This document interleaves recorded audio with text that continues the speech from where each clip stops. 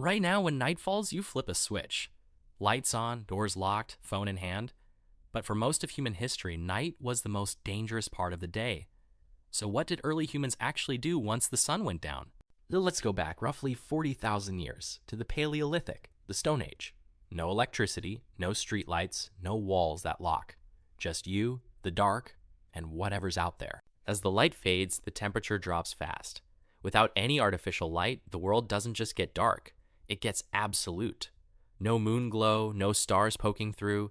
Sometimes you genuinely can't see your own hand in front of your face. And darkness favors predators, not us. Cave lions, hyenas, wolves. Many of the animals hunting early humans could see and smell far better at night than any person could. For a species with weak eyesight in the dark and no claws or fangs, nightfall meant real, constant danger. Everything changes with fire. Evidence suggests early humans were using controlled fire as far back as 1,000,000 years ago, and it became a regular part of daily life by around 400,000 years ago. Fire wasn't just warmth. It was the single biggest turning point in how humans survived the night. Light and heat kept most predators at a distance. Fire became a shield, a boundary between relative safety and the dangerous dark just beyond it. Groups would often build their fires in a ring, sleeping close to the center, as far from the shadows as possible. But fire did something even more important than keeping animals away. It gave people a reason to sit together, awake in the dark. And that's very likely where storytelling was born. Myths, memories, warnings about danger, all shared around the flames. Sleeping alone was almost never an option. Early humans slept in tight clusters. For warmth, yes, but mainly for safety in numbers. A lone sleeper was an easy target. A group was much harder to attack. And someone was almost always awake. Anthropologists studying modern hunter-gatherer groups have found that at any given moment during the night, at least one person tends to be alert, watching, listening, ready to wake the others if something goes wrong. Interestingly, some historians believe early humans didn't sleep in one continuous block at all. Instead, they may have had what's called segmented sleep. A first sleep, a period of being awake in the middle of the night, and then a second sleep before dawn. That quiet stretch of wakefulness may have been used for talking softly, tending the fire, praying, or simply resting without fully sleeping.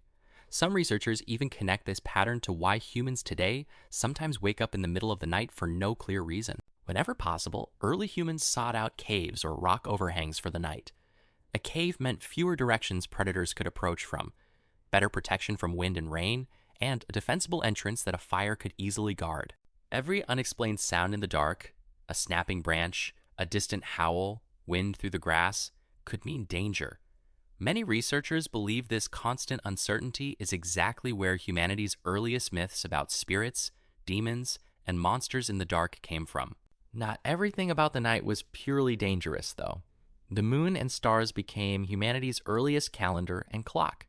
Tracking the moon's phases helped early humans predict seasons, migrations, and eventually the best times to plant and harvest. Temperature was another constant fight.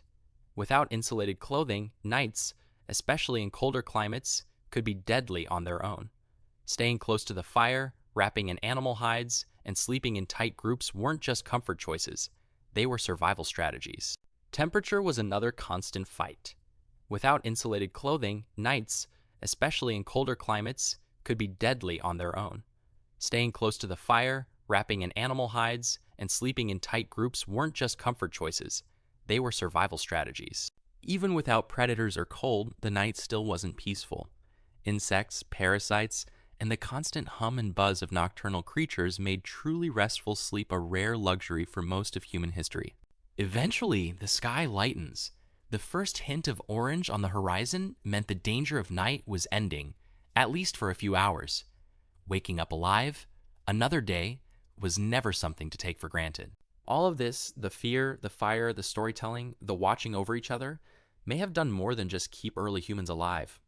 Many researchers believe these long nights spent together helped build the social bonds, language, and cooperation that eventually made humans who we are today. If you enjoyed this journey into the ancient night, hit like and subscribe. There are a lot more stories like this one still to come.